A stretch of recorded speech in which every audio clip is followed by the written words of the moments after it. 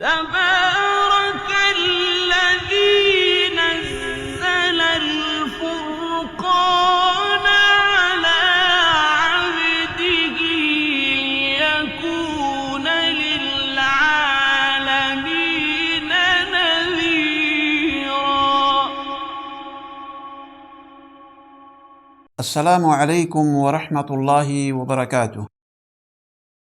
الحمد للہ وکفی وسلام علی عبادہ الذین اصطفی، اما بعد۔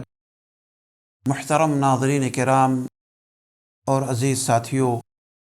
اللہ تعالیٰ کی حمد و ثنا کے بعد سرور کونین احمد مجتبی جناب محمد رسول اللہ صلی اللہ علیہ وسلم کی ذات گرامی پر بے انتہا اور لاکھوں درود و سلام نازل ہو۔ محترم ناظرین، آج میں آپ کے سامنے 8واں پارہ، جس کی ابتدا وَلَوْ أَنَّنَا نَزَّلْنَا إِلَيْهِمُ الْمَلَائِكَةَ وَكَلَّمَهُمُ الْمَوْتَ وَحَشَرْنَا عَلَيْهِمْ كُلَّ شَيْءٍ لے کر کے حاضر ہوا ہوں۔ اس پارے کے اندر 17 رکوع پائے جاتے ہیں، اور سورہ انعام کی 111 آیتوں سے لے کر کے 165 تک کی آیتیں اس میں شامل ہیں، اور سورہ اعراف کی 87 آیتیں بھی اس پارے کے اندر داخل ہیں۔ اس پارے کے شروع میں ہمیں یہ بتایا گیا ہے کہ تمام قسم کے جانوروں کو اللہ رب العالمین ہی نے پیدا کیا ہے،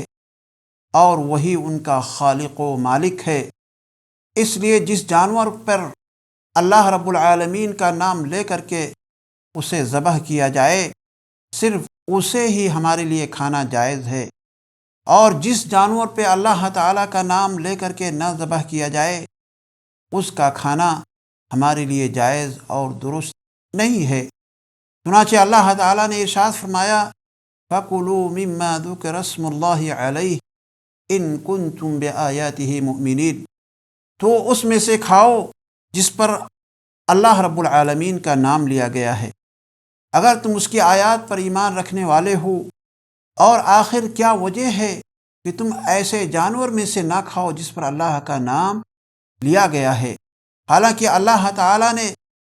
ان سب جانوروں کی تفصیل بتا دی ہے جن کو تم پر حرام قرار دیا گیا ہے۔ اس کے بعد مشرکین مکہ کے سردار صرف اس لیے ایمان نہیں لا رہے تھے کہ نبی بننا خود ان کا حق وہ سمجھتے تھے، انہیں چھوڑ کر کے اللہ تعالیٰ نے کیسے ایک غریب خاندان کے آدمی کو نبوت سے سرفراز کیوں کر دیا۔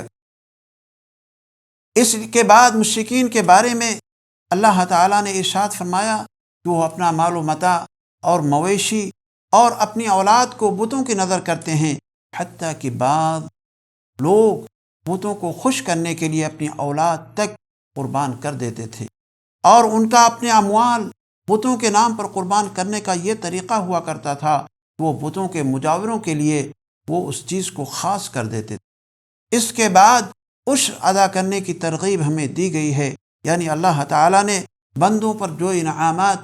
کیے تھے ان میں سے خود بھی وہ لوگ کھائیں، اور غریب اپنے دوست احباب کو بھی اس میں سے کھلانے کی کوشش کریں، اسی کو عشر کہا جاتا ہے۔ چنانچہ اللہ تعالیٰ نے ارشاد فرمایا کہ وَآتُوا حَقَّهُ يَوْمَ حَصَادِهِ وَلَا تُسْرِفُوا إِنَّهُ لَا يُحِبُّ الْمُسْرِفِينَ، اور اس کا حق اس کی کٹائی کے دن ادا کرو اور حد سے نہ گزرو، یقیناً وہ حد سے گزرنے والوں سے محبت نہیں رکھتا۔ عشر کا معاملہ یہ ہے عزیز ساتھیوں، یہ عشر غلوں کے اندر ہوتا ہے، یعنی غلے کے اندر یہ ہے کہ اگر آپ سال میں 2 مرتبہ پیدا کرتے ہیں تو ایسی صورت میں آپ کو یہ کہا گیا کہ جب آپ غلے کو پیدا کر کے لائیں تو فوراً اس میں سے آپ 10واں حصہ یا 20واں حصہ نکال کر کے غربا فقراء جو لوگ اس کے مستحق ہیں ان تک پہنچانے کی کوشش کیجیے۔ اس کے بعد اللہ تعالیٰ نے اسلام میں بنیادی طور پر جو چیزیں حرام ہیں ان کا تذکرہ فرمایا ہے، جیسے مردار ہو، بہایا ہوا خون ہو، خنزیر کا گوشت ہو، اور جسے غیر اللہ کے نام پر پکارا گیا ہو، یعنی ذبح کیا گیا ہو۔ چنانچہ اللہ تعالیٰ نے ارشاد فرمایا قُلْ لَا أَجِدُ فِي مَا أُوحِيَ إِلَيَّ مُحَرَّمًا عَلَىٰ طَاعِمٍ يَطْعَمُهُ إِلَّا أَن يَكُونَ مَيْتَةً أَوْ دَمًا مَّسْفُوحًا أَوْ لَحْمَ خِنزِيرٍ فَإِنَّهُ رِجْسٌ أَوْ فِسْقٌ أُهِلَّ لِغَيْرِ اللَّهِ بِهِ۔ آپ کہہ دیجئے جو کچھ احکام بدریے وحی میرے پاس آئے ان میں تو میں کوئی حرام نہیں پاتا کسی کھانے والے کے لیے جو اس کو کھائے سوائے اس کے کہ وہ مردار ہو یا بہایا ہوا خون ہو یا خنزیر کا گوشت ہو، کیونکہ وہ بالکل ناپاک ہے، یا جو شرک کا ذریعہ ہو کہ غیر اللہ کے لیے نامزد اسے کر دیا گیا ہو۔ اس کے بعد حرام چیزوں اور کاموں کا تذکرہ کیا گیا ہے، جیسے شرک کرنا، اپنی اولاد کو مفلسی کی وجہ سے قتل کر دینا، بے حیائی کرنا، یتیم کا مال کھانا وغیرہ۔ اس کے بارے میں بڑی تفصیلی کے ساتھ اللہ تعالیٰ نے بیان فرمایا ہے۔ قرآن اور رسول اللہ صلی اللہ علیہ وسلم کی صورت میں آخری ہدایت ہمارے سامنے آ چکی ہے وَأَنَّ هَذَا صِرَاطِي مُسْتَقِيمًا فَاتَّبِعُوهُ وَلَا تَتَّبِعُوا السُّبُلَ فَتَفَرَّقَ بِكُمْ عَنْ سَبِيلِهِ ذَلِكُمْ وَصَّاكُمْ بِهِ لَعَلَّكُمْ تَتَّقُونَ، اور یہ کہ یہ دین میرا راستہ ہے جو مستقیم ہے، سو اس راہ پر چلو اور دوسرے راستوں پر نہ چلو، وہ راہیں تم کو اللہ کی راہ سے جدا کر دیں گی۔ اس کا تم کو اللہ تعالیٰ نے تاکیدی حکم دیا ہے تاکہ تم پرہیزگاری اختیار کرو۔ اس صورت کی آخری آیات میں اللہ تعالیٰ نے جو حقیقی مسلمان ہیں ان کے اوصاف کا تذکرہ کرتے ہوئے بیان فرمایا کہ وہ اپنی زندگی اور زندگی کی تمام تر سرگرمیاں ان کی اللہ تعالیٰ کے لیے ہوا کرتی ہیں، حتیٰ کہ وہ موت کو بھی قبول کرتا ہے تو اللہ رب العالمین کے نام پر قبول کرتا ہے۔ چنانچہ اللہ تعالیٰ نے ارشاد فرمایا قُلْ إِنَّنِي هَدَانِي رَبِّي إِلَىٰ صِرَاطٍ مُّسْتَقِيمٍ دِينًا قِيَمًا مِّلَّةَ إِبْرَاهِيمَ حَنِيفًا وَمَا كَانَ مِنَ الْمُشْرِكِينَ قُلْ إِنَّ صَلَاتِي وَنُسُكِي وَمَحْيَايَ وَمَمَاتِي لِلَّهِ رَبِّ الْعَالَمِينَ، آپ کہہ دیجئے کہ مجھ کو میرے رب نے ایک سیدھا راستہ بتا دیا ہے، کہ وہ ایک دن مضبوط ہے جو طریقہ ہے ابراہیم علیہ السلام کا ہے، جو اللہ رب العالمین کی طرف یکسو تھے اور مشرکوں سے نہ تھے۔ آپ فرما دیجئے کہ بالیقین میری نماز، میری قربانی، میری زندگی اور میری موت تمام کی تمام اللہ رب العالمین کے لیے ہے جو پورے جہانوں کا رب ہے۔ عزیز ساتھیوں، اس کے بعد اس پارے کے اندر سورہ اعراف کا تذکرہ آیا ہے۔ سورہ اعراف یہ مکی صورت ہے، اس میں 206 آیتیں پائی جاتی ہیں اور کل 24 رکوع ہیں۔ ان میں 3325 کلمات اور 14310 حروف پائے جاتے ہیں، اور اعراف یہ جنت اور جہنم کے درمیان ایک مقام کا نام ہے، اسی لیے اس سورت کا نام سورۃ الاعراف رکھا گیا ہے۔ اس سورت کے ابتدا میں سب سے پہلے اللہ تعالیٰ نے مسلمانوں کو کتاب و سنت کی اتباع کرنے کا حکم دیا ہے اور غیر اللہ کی اتباع کرنے سے منع کیا ہے۔ اللہ رب العالمین نے ارشاد فرمایا اتبعوا ما انزل الیکم من ربکم ولا تتبعوا من دونه اولیاء قلیلا ما تذکرون، اس کے پیچھے چلو جو تمہاری طرف تمہارے رب کی جانب سے نازل کیا گیا ہے، اور اللہ کو چھوڑ کر من گھڑت سرپرستوں کی اتباع مت کرو، تم لوگ بہت ہی کم نصیحت قبول کرتے ہو۔ اس کے بعد اللہ تعالیٰ نے آدم علیہ السلام کی تخلیق، فرشتوں کا آدم علیہ السلام کو سجدہ کرنے اور ان کے مقابلے میں ابلیس کا آدم علیہ السلام کا سجدہ نہ کرنے کا بیان ارشاد فرمایا ہے۔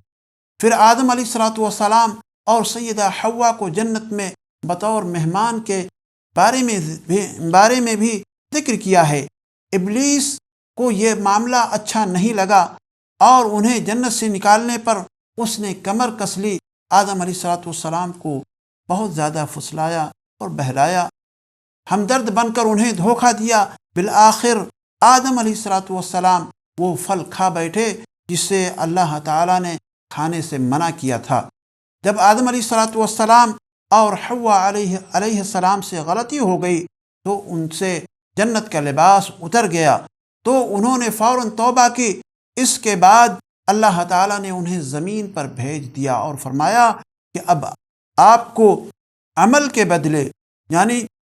نیک کام کے بدلے یہ جنت دوبارہ انشاءاللہ مل سکتی ہے، اور اگر شیطان کی بات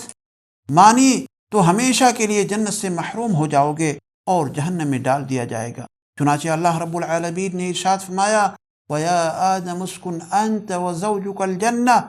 فَكُلَا مِنْ حَيْثُ شِئْتُمَا وَلَا تَقْرَبَا هَذِهِ الشَّجَرَةَ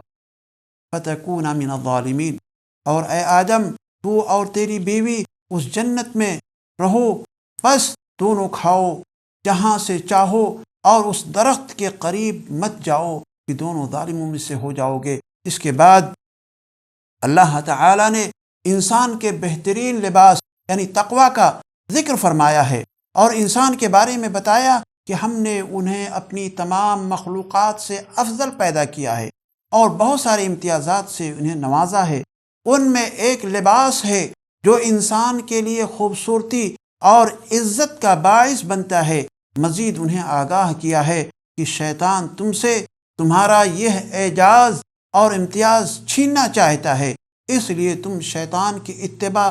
مت کرنا اور شیطان کے پیچھے مت پڑنا، شیطان کی باتوں کو کبھی بھی تسلیم نہ کرنا۔ پھر آگے چل کر کے اللہ تعالی نے ہم مسلمانوں کو مسجد میں جانے کے تعلق سے یہ بیان فرمایا کہ مسجد میں جانے سے پہلے اچھے لباس پہن لیا کرو، پھر اس کے بعد مسجد میں جاؤ۔ چنانچہ اللہ تعالیٰ کا بیان ہے یا بنی آدم خذوا زینتکم عند کل مسجد وکلوا واشربوا ولا تسرفوا انہ لا يحب المسرفین۔ اے آدم کی اولاد، ہر نماز کے وقت اپنی زینت لے لو اور کھاؤ اور پیو اور حد سے آگے نہ بڑھو، بے شک وہ حد سے گزرنے والوں سے محبت نہیں کرتا۔ یعنی اللہ تعالیٰ کا حکم تو یہ ہے کہ مسجد میں اچھا اور صاف ستھرا لباس پہن کر جائیں، اور اللہ تعالیٰ نے خوبصورتی اختیار کرنے کا اور اچھا کھانے کا حکم دیا ہے، اسے حرام نہیں قرار دیا۔ اس کے بعد اللہ تعالیٰ نے اصحاب اعراف کا تذکرہ فرمایا ہے کہ جنت اور جہنم کے درمیان جو ایک مقام ہے جسے اعراف کہا جاتا ہے، جن لوگوں کے اعمال جنت میں لے جانے کے لیے کافی نہ ہوں گے اور اتنے گناہ بھی نہیں کہ انہیں جہنم میں ڈال دیا جائے، انہیں ابتدائی طور پر مقام اعراف پر رکھا جائے گا۔ پھر اللہ تعالیٰ نے مشرکین کو تنبیہ کے طور پر 4 اقوام کی تباہی کا تذکرہ بھی اس صورت کے اندر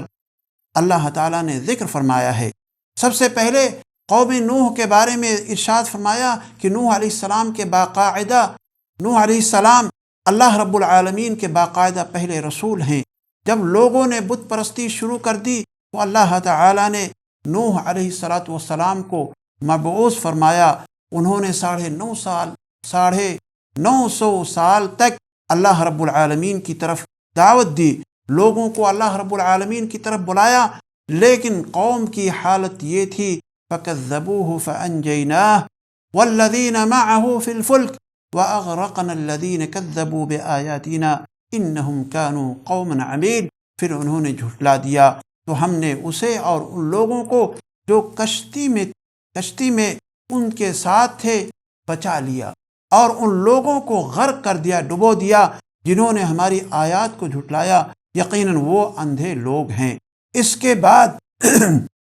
ایک دوسرا واقعہ قوم عاد کا اللہ تعالیٰ نے ارشاد فرمایا قوم عاد کے تعلق سے کہ انسانی تاریخ میں سب سے مضبوط یہ قوم مانی جاتی تھی، وہ بھی سرکشی کرنے لگی، تو اللہ تعالیٰ نے سیدنا ہود علیہ السلام کو ان کی طرف بھیجا۔ انہوں نے توحید کی انہیں دعوت دی تو قوم نے جواب میں کہا قالوا اجئتنا لنعبد اللہ وحدہ ونذر ما كان يعبد آباؤنا فأتنا بما تعدنا ان كنت من الصادقین۔ غور کیجئے کہ انہوں نے کہا کہ کیا آپ ہمارے پاس اس لیے آئے ہیں کہ ہم اس اکیلے اللہ کی عبادت کریں، یعنی ایک خدا کی عبادت کریں، اور انہیں چھوڑ دیں جن کی عبادت ہمارے باپ دادا کرتے تھے، تو جس عذاب کی دھمکی دیتے ہو اسے ہمارے پاس منگوا دو اگر تم سچے ہو۔ انہوں نے فرمایا کہ اب تم پر تمہارے رب کی طرف سے ایک عذاب اور غضب آ پڑا ہے۔ کیا تم مجھ سے ان ناموں کے بارے میں جھگڑتے ہو جو تم نے اور تمہارے باپ دادا نے رکھ لیے ہیں؟ خود ہی ان ناموں کو گھڑ لیا ہے جن کی کوئی دلیل اللہ رب العالمین نے نازل نہیں فرمائی، تو انتظار کرو، بے شک میں بھی تمہارے ساتھ انتظار کرنے والوں میں سے ہوں۔ تو ہم نے اسے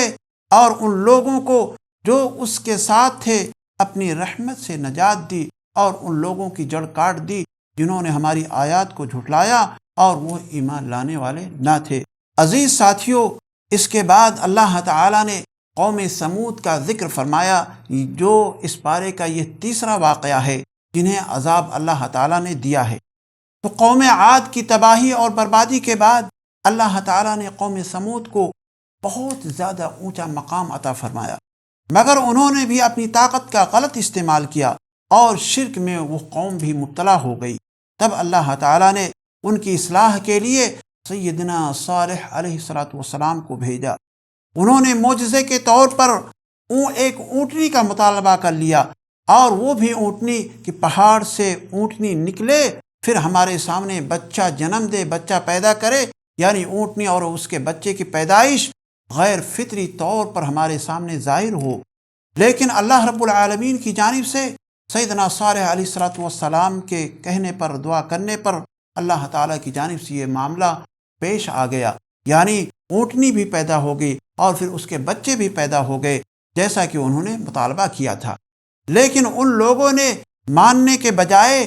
معاملہ کیا کیا؟ اونٹنی کی ٹانگیں کاٹ۔ تب اس بنا پر اللہ رب العالمین نے اس قوم کے اوپر اپنا عذاب نازل فرما دیا۔ یہ 3 واقعہ اس پارے کے آخر میں اللہ تعالیٰ نے ذکر کیا ہے۔ چوتھا واقعہ جو شعیب علیہ السلام سے متعلق ہے، انشاءاللہ اگلے پارے کے اندر ہم اس کے بارے میں آپ کے سامنے باتیں لائیں گے۔ ہم اللہ تعالیٰ سے دعا کرتے ہیں کہ الہ العالمین ہمیں اور آپ کو اور تمام مسلمانوں کو قرآن مجید کی تلاوت کرنے اور قرآن مجید کو سمجھ کر کے ترجمے کے ساتھ پڑھنے کی اللہ تعالیٰ توفیق عطا فرمائے۔ وآخر دعوانا ان الحمد للہ رب العالمین۔